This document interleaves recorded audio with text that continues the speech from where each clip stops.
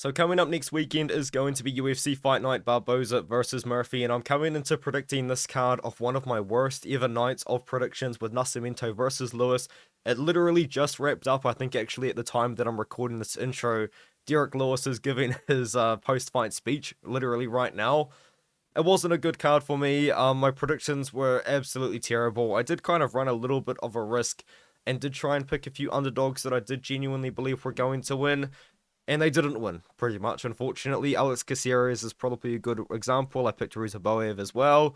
And just a couple other fighters on the card that just didn't get wins. Obviously, that is what happens when you have a bad day. Going into this one, I am going to be predicting quite a few underdogs as well, so I guess that's something to look forward to.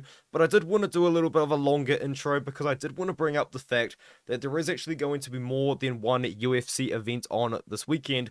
And what I mean by that is there is going to be the Road to UFC tournament on, and of course I will be covering this on my channel, giving my predictions for every single one. There is 4 episodes in round number 1, and if you guys don't understand what Road to UFC is, pretty much what it is it's a tournament that does take place over a few months where a fighter is going to be in an 8-man bracket and they have to win 3 fights to then get a contract to the UFC. I guess like the most popular example of someone that has won the Road to UFC tournament is Young Lee. He has had a successful debut, and there has been quite a few people from this Road to UFC tournament. There is a couple bonus fights, but I will probably talk about that in the Road to UFC prediction videos. But if you did want to check out these fights, check out this card, watch some more UFC level competition on this weekend aside from this Apex event, there's definitely a lot more. I would just double check what times they are. They do take place over 2 different days.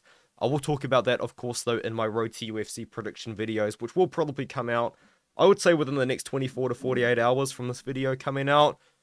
And then another one that I did want to bring up, of course, is We Want Picks did have a pretty successful time with that card, which I struggled with a lot, and you can get a 3-day free trial to that We Want Picks premium membership service if you do sign up using my code ARTEM. There you can check out Angelo's bets, Jacob's bets. There's also a lot of tools that can help you make your own bets, premium stuff in the Discord, which is free to join, which I do recommend you do as well. And yeah, I write an article every single week. I will be writing an article for Road to UFC, and there's also a lot of regional shows on next weekend. So I'm going to be doing quite a bit for that.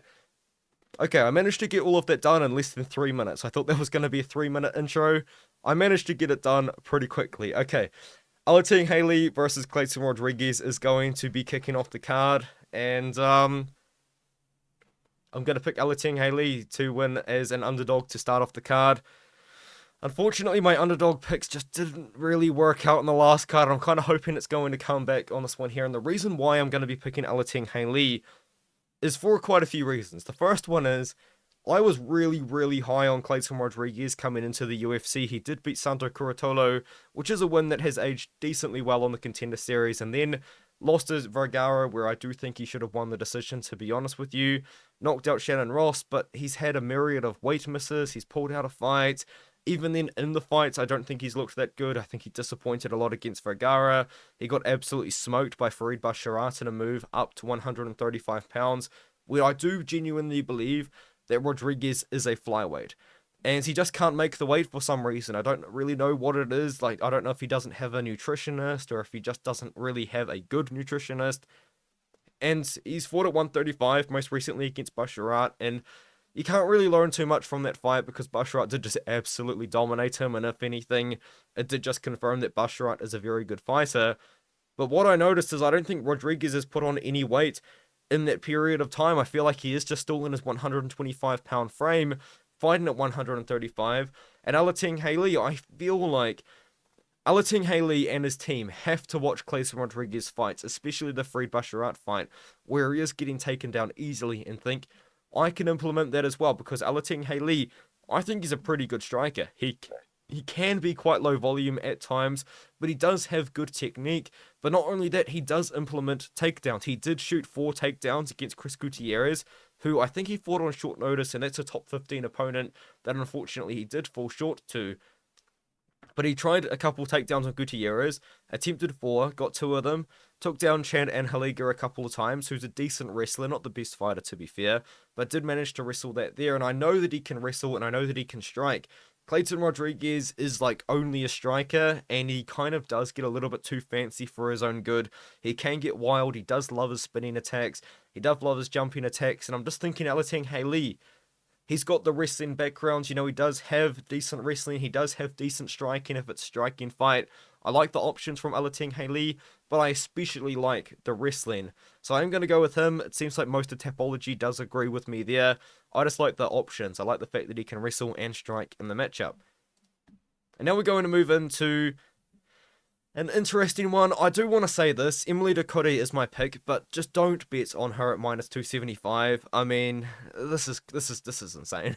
I'll be honest. I do feel like the betting odds are kind of looking at Vanessa Demopolous and are seeing that I just do think there are a lot of holes in her game. I don't think that Vanessa Demopolous is the best striker. I think she's pretty sloppy on the feet and she is quite hittable.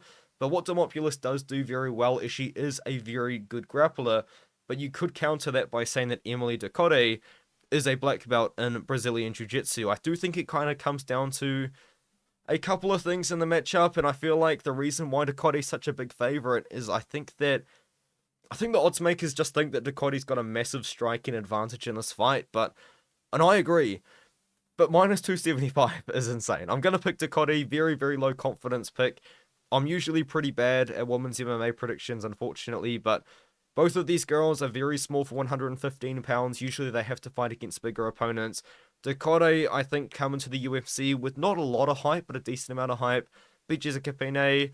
She was expected to beat Angela Hill, and she kind of just got caught watching Angela Hill in that fight. It was a pretty bad performance for her. And then lost to Lupita Godinez, but Godinez is a good fighter. Beat Ashley Yoda. I mean, what am I on about? Yeah. Demopolous, though, I don't think that Demopolous is a very good striker. I don't think she's as good at striking as Ducote is. And even then, I do think that Ducote's grappling is going to be good enough to get the fight down to the up to the feet if she needs to. So yeah, most people are picking Demopolous. I can't pick Demopolous in this fight. I do think Ducote is just so much better at striking than her, but I'm going to move on. I'll be honest, it's just not a fight I feel that good about. And the same kind of goes for Piera Rodrigues versus Ariane Carnelossi, as I was really considering the Ariane Carnelossi prediction in this one here, but I kind of looked into it a little bit more, and if you do look into Ariane Carnelossi, she has taken 2 years away, and that's because after she lost to Lupita Godinez, she then went and got back surgery, which, as you can imagine, is probably quite extreme. Before that, though, as well, she was looking really, really good, but unfortunately for her, I feel like her wins have aged just really, really poorly, because she lost to Angela Hill, which is fine. Angela Hill is a decent fighter. She's in the top 15. But then she beat Nala Yang, and Nala Yang was giving her problems in the grappling. And then Estela Nunez is one of the most one-dimensional fighters in the division. You know, she's only got Muay Thai, so of course you're going to finish her. And I'm kind of looking at Piera Rodrigues, and I feel like, this is going to sound so silly, but I feel like her aura has kind of been snatched a little bit because she was 9-0. She was a prospect. She still is a prospect. But she lost to Jillian Robertson, got submitted by her. I did actually predict Robertson to beat her. But before that, you know, she beat Sam Hughes, who's a good fighter. Very good cardio. Whatever. But Velisca Machado, that's a well-aging win. Rodrigues is a good boxer wrestler. Whereas I feel like Ariane Carnelossi, yes, she's got a lot of power. And in her wrestling, she's got a lot of power as well. I'm kind of thinking that Piera Rodrigues should be able to use that boxing to pressure Carnelossi and then get the takedown, so I am going to pick Piera Rodrigues to win a decision in this one here. Who knows how Carnelossi's going to look after 2 years away. You know, one thing about Carnelossi as well is I feel like this photo should do it justice. I mean, look at her arms. She's absolutely massive for the weight class. I mean, she's got massive, massive arms, but I'm just kind of thinking, Rodrigues should be able to get her. She hasn't fought for 2 years, Carnelossi, and a back surgery. A little bit concerned. Now we move on to another one. 3 WMMA fights in a row. A good chance I go 0-3. And I'm actually looking at this fight, and I need you guys in the comments to help me out with this one here. Because am I missing something major? Yes, I agree. Tamires Vidal, I don't think she's very good. But Melissa Gatto at 135 pounds? What is she doing? She's going to be so small in this fight against Tamires Vidal. Yes, I understand they're about the same height. But Tamires Vidal has a lot more like build on her. She's the much bigger girl. She's gonna have more muscle. She just is bigger in general as well. And you look at Melissa Gatto, she's got very, very thin arms, very, very thin legs. 125 pounds is a kind of a fine weight class for her. And I think she's gonna come into this weight class even if she does beat Vidal. And she's just going to get out-muscled by all of these girls at this weight class. Like, I think of someone like Hayley Cowan, for example, I think would go out there and take down Gatto without too much resistance. The thing about Gatto, though, is I was very, very high on her at one point, I do have to admit. She did come into the UFC after 3 years away, finish Victoria Leonardo, and then finish Sijara Eubanks, which at the time was a pretty impressive win. And then now she's on a little bit of a losing streak, I guess you could say.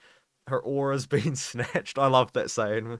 But, like, she is a girl that did get a lot of finishes early on, had to take a lot of time off, come back. But now 135. I don't understand the decision to fight at 135. I do understand that Tamires Vidal is not good. I do understand that she's not very technical. She can wrestle, though, and she has wrestled in the past. You know, she knocked out Ramona Pascual, but that's fine. Was able to take down Rendon. I don't know, man. Like, am I an idiot for picking this? I am going to predict Vidal to win a decision because I just kind of look at Gatto and I think, yes, Gatto's got really good jiu-jitsu. Yes, she's got really good technical striking. She is going to be so much smaller than Vidal in here. I just don't understand how Gatto's going to be able to put on 10 pounds. I think it's going to be a massive size discrepancy here. And in this kind of weight class where I do feel like the technique isn't super important at women's bantamweight, especially at the lower ranks of women's bantamweight, the minus 400 favorite. I don't get it. I don't understand it. I do genuinely believe Vidal wins, and most of Tapology is predicting Vidal to win as well. So, am I missing something major here? I do understand that Vidal is not that good, but I think she is just going to be able to outmuscle Gatto, get takedowns, and then win by control. Tom Nolan is looking to bounce back against Victor Martinez, and I feel like a lot of people, unfortunately, were a little bit disappointed by Tom Nolan's most recent performance, and I am too, but I think he's going to bounce back. I'm a big believer in the big train, Tom Nolan. I do think he is going to be able to go out there and knock out Victor Martinez, who has just kind of been inactive. You know, he won on the Contender Series almost 3 years ago against Jacob Rosales, who was an experienced fighter who had been on the Contender Series before, and then, got knocked out by Jordan Levitt, and you can't get knocked out by Jordan Levitt. And he's had so many cancelled fights as well since he got into the UFC. Yes, he has. Sorry, I kind of lied a little bit. Only 2. He was going to get fed to Trevor Peak. I feel like he's getting fed to Tom Nolan. Tom Nolan is a guy I do genuinely believe in, and I do compare him to Dan Hooker in a way where he does have a similar sort of striking style to Dan Hooker. I feel like he does kind of have that tall man's defense, but I guess he just leaves himself way, way, way too open, because if you actually watch his fight against Nicholas Motta, Tom Nolan goes out there, and I feel like maybe a little bit of UFC jitters, maybe a little bit of just general MMA inexperience against top-level competition kind of showed, and he just went out there and just kind of threw so much volume, and he kind of just left himself wide open to be countered, and Nicholas Motta did catch him square and did knock him out pretty early into that matchup. But I feel like now, kind of learning from that experience and taking the time away to improve, he's also 24 years old, I do think Tom Nolan's going to learn from that mistake, because to be fair, I understand that you would say, oh, he got knocked out in the first round. It was a massive mistake, and I do genuinely believe also maybe just some inexperience and hindsight kind of led to that kind of decision where he did just kind of run forward, expecting to knock him out like he has done against pretty much everyone in the past. Victor Martinez, I don't think he's going to be able to make Tom Nolan pay for a potential mistake, and I feel like just in general as well, I feel like Tom Nolan and his team are definitely going to go back to the drawing board and kind of work out some defense, maybe even work out just kind of staying calm, not getting too overly aggressive. I think Tom Nolan goes out there, I think he knocks out Victor Martinez in the first round. I'm a massive believer in Tom Nolan. I do genuinely believe that he can have a very good run in the UFC. I do think that loss is a little bit of a step back, but I think he's going to be able to beat Victor Martinez and then bounce back sometime soon, because Tom Nolan, he wants to fight regularly. Unfortunately, the loss probably did have a little bit of a halt in those plans, but I do hope to see him soon if he does get the win, and I do think he does. I think Nolan is going to knock out Martinez. I just don't think Martinez is that good. He's going to be much smaller. Nolan's shown very good cardio in the past against Whereas Adam Cook, he was also showing very good defensive grappling against Adam Cook. He's also showing decent wrestling on the regional scene and good ground and pound. I think he's going to be able to go out there and get it done by knockout in round 1. Abus Magomedov is going to be fighting Warlley Alves, and I'm going to stand on this hill. I do genuinely believe that Abus Magomedov is a very talented fighter. I know a lot of people look at him and think, haha, he sucks, he gassed out against Strickland, and then who did he lose to after that? Caio Borralho, haha, he sucks. I genuinely believe Abus Magomedov is very good. I know in the Strickland fight he did gas out and then get TKO'd, and it was a pretty embarrassing performance because he did show he only had 3 minutes of cardio. But in the 3 minutes of period of time where he didn't gas, you can't disagree with me when you say he looked really, really good against Strickland. Like, he was landing a lot of shots on there, and yes, he was throwing a lot of volume, and I guess you could argue, oh, well, Strickland knew he was going to gas, where he planned for this, and he kind of just let Abus Magomedov land on him. I guess you could make that argument, but you can't really disagree that he did show incredible technique for the weight class, and I think that Abus is good. I feel like if he didn't have all of these cardio problems, I do genuinely believe he would be in the top 15 still right now. While the Alves is a step down, I mean, the UFC really wants Abus to win, and I feel like what has happened is I think that he beat Dustin Stoltzfus by KO in like 19 seconds, and already then I think he probably was on a pretty decent contract for a guy making his debut, and then they gave him Strickland, and I'm sure what probably happened was they signed him to a better contract to be that main event fighter, because I think they actually probably expected him to beat Strickland. And they've got Abus Magomedov in this massive contract, and now they're going to need some highlights out of him. Now they're going to need him to win. Now they're going to need to at least use him to build up other people. And to do that, they need him to get a win. And I think he's going to knock out Warlley Alves. I mean, Alves hasn't won for 3 years, and even then it was over Munir Lazzez, which was a pretty fun fight, actually. I remember Lazzez quite well. In fact, has Lazzez fought since he lost to Bonfim? I don't know. But then he got KO'd by Wells. Lost to Dalby in a close fight. He got KO'd by Aliskerov.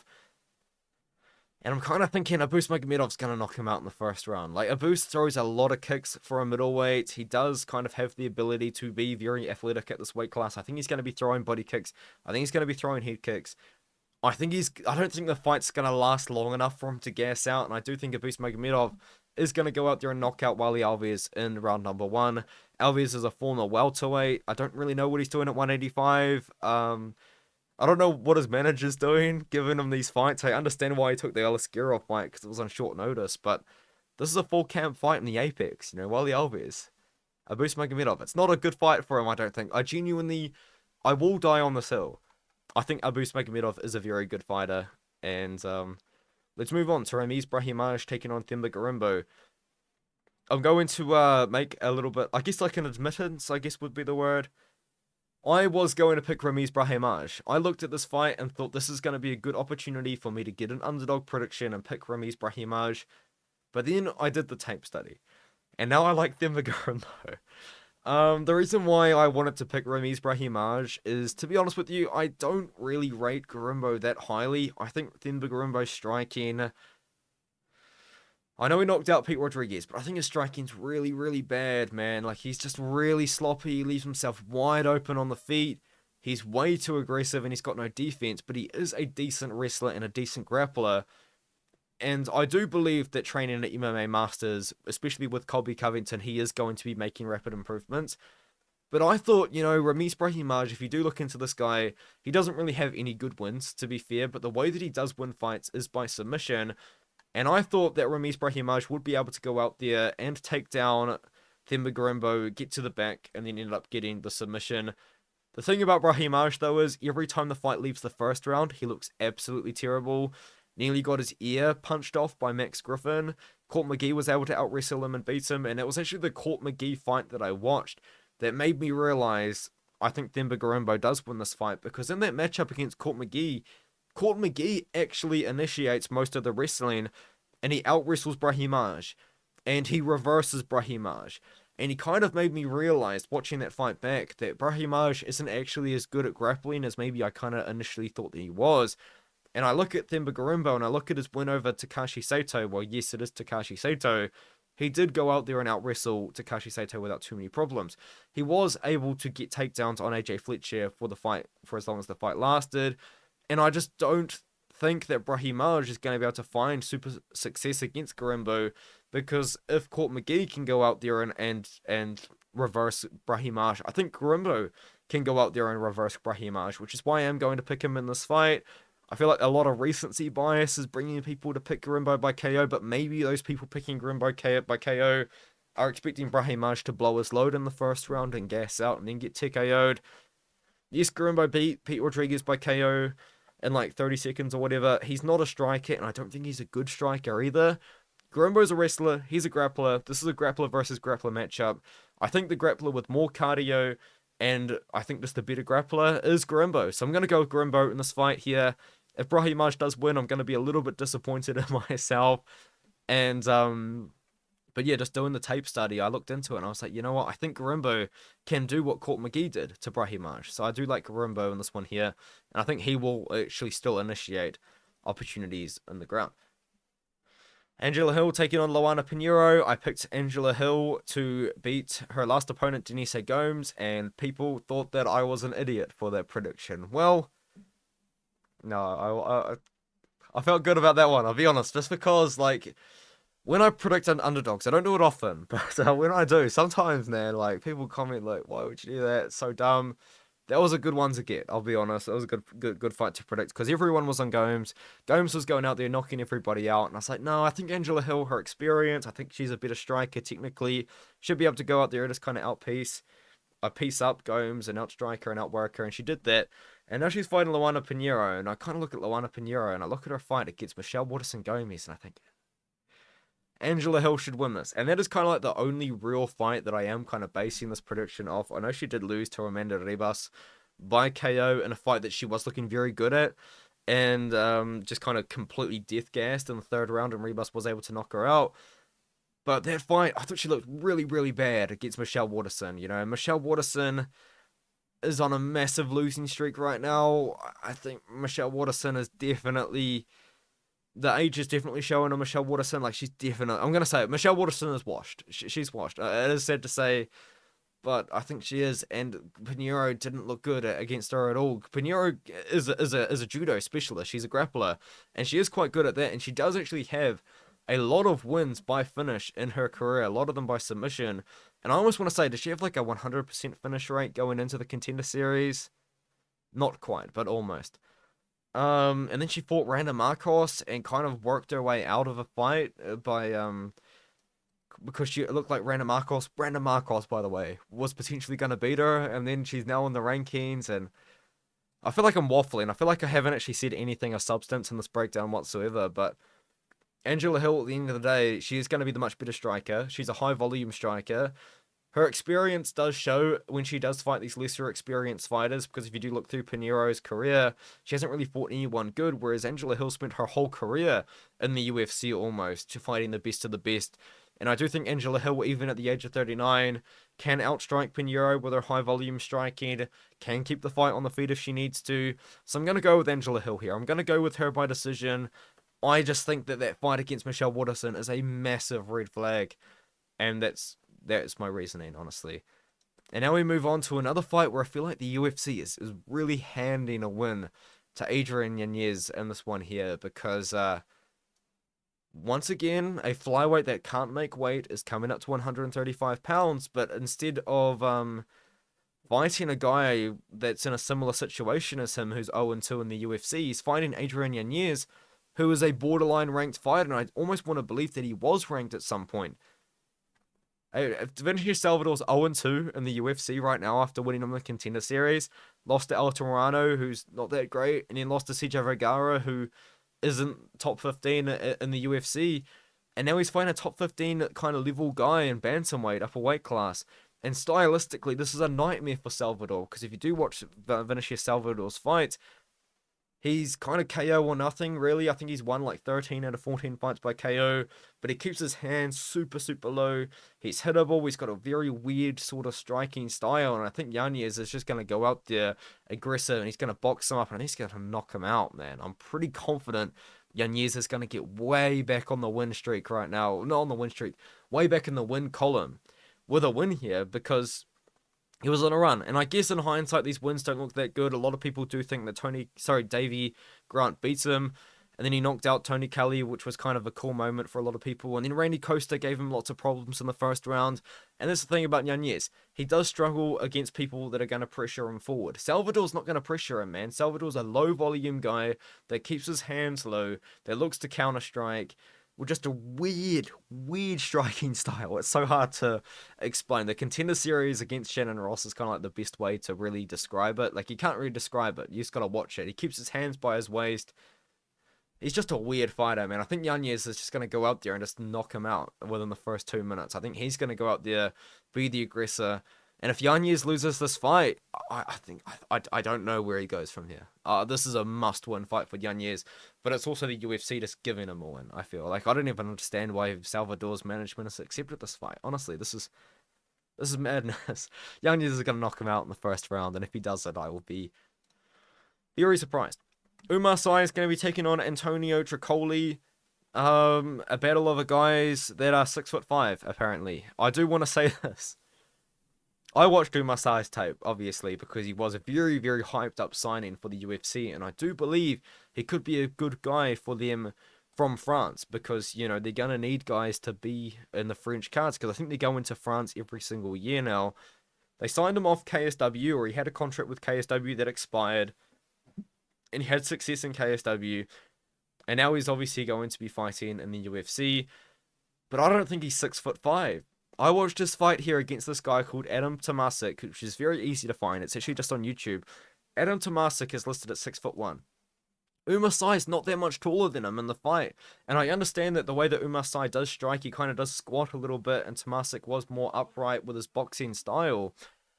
Sy didn't look that much taller than Tomasik. I feel like Sy might be 6'3", but I will be very, very willing to believe that Trocoli actually is 6'5".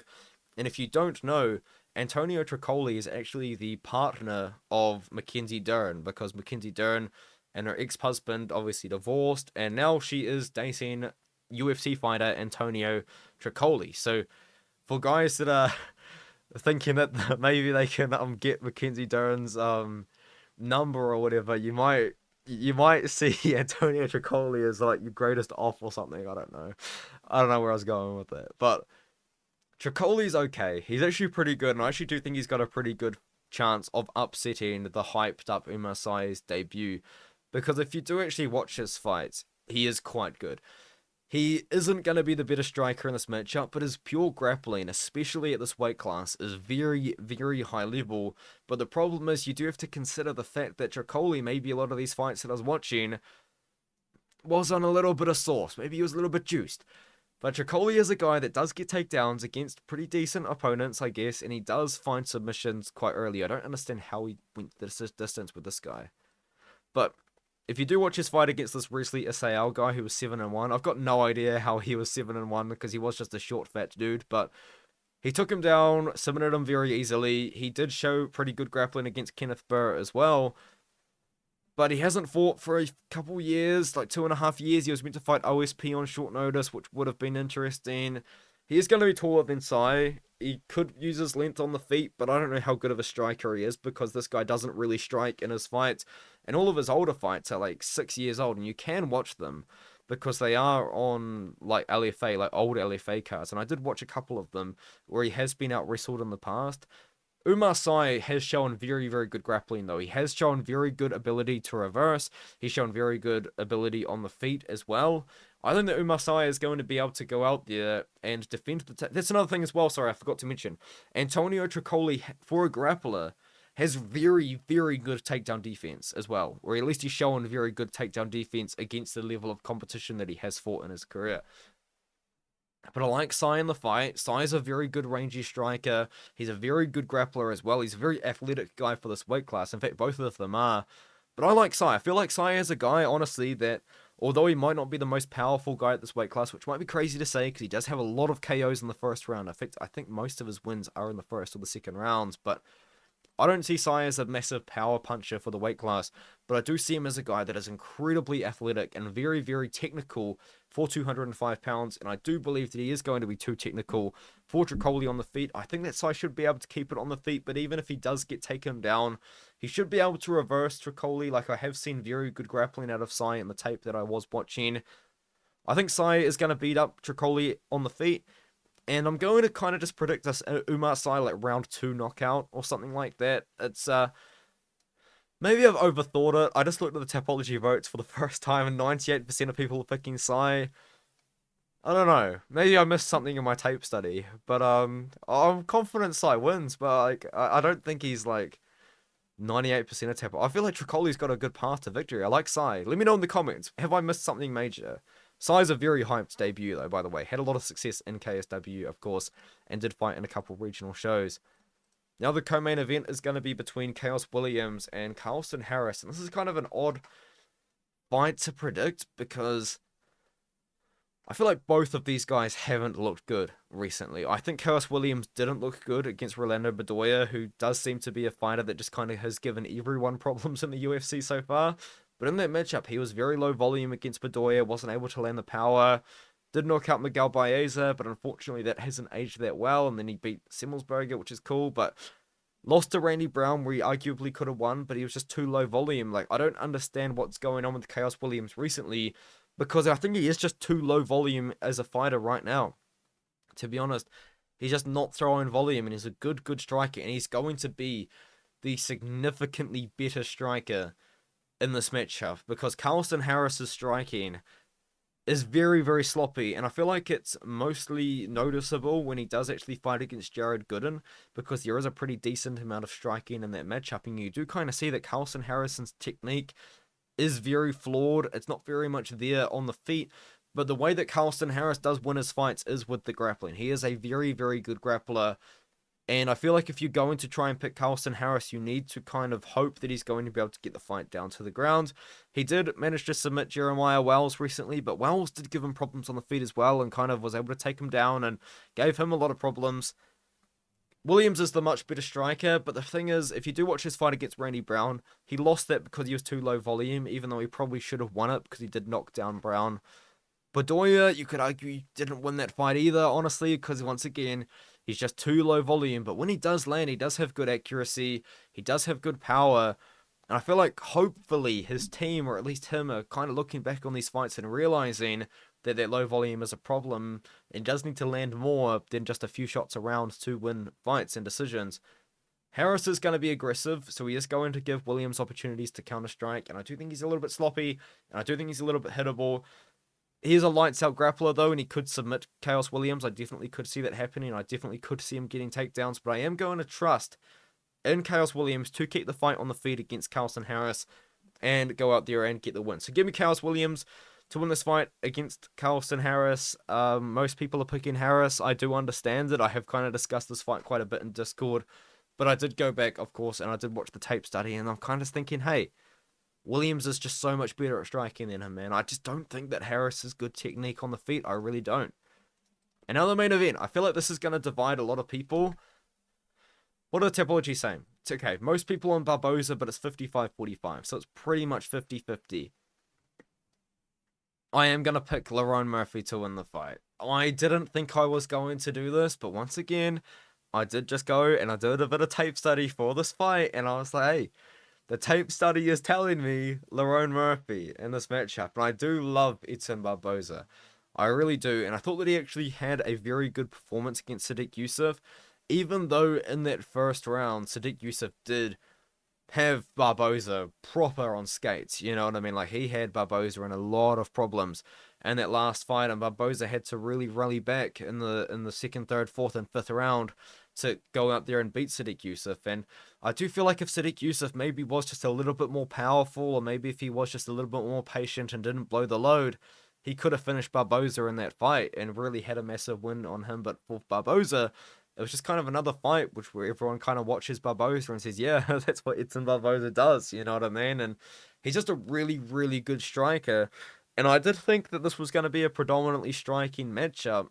And then I obviously went back and I kind of watched Lerone Murphy's fights, and Lerone Murphy shoots for a lot more takedowns than I remember him doing. I know that kind of sounds weird to say because I kind of obviously have ideas of what fighters do. I didn't realize that Lerone Murphy does shoot for so many takedowns, and I do think that is going to disrupt Barboza on the feet.